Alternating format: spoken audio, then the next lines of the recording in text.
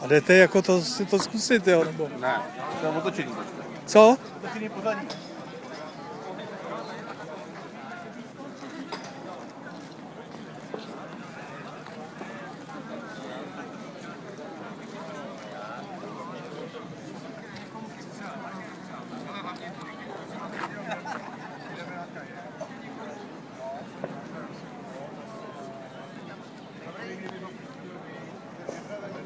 Takže, dámy a pánové, my uvidíme za maličkou chvíli startu prvního družstva, jak už jsem říkal, je to sbor dobrovolných hasičů Branov.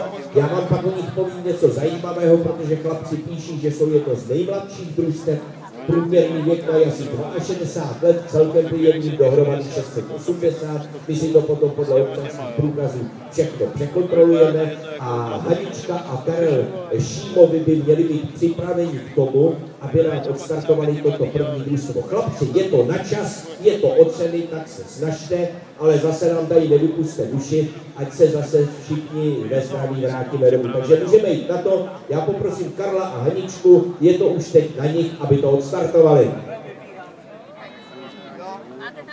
Od prvního. Takže připravte se, pozor. Jedem!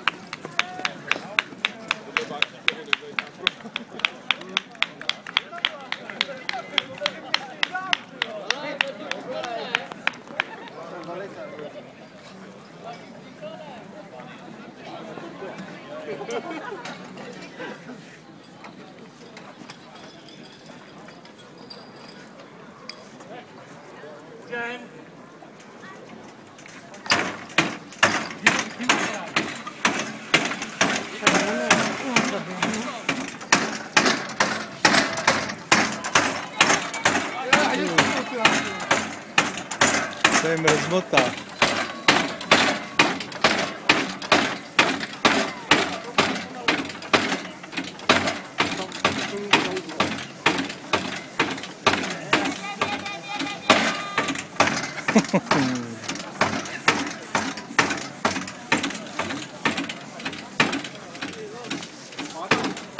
Jak to vypadá? Dobře.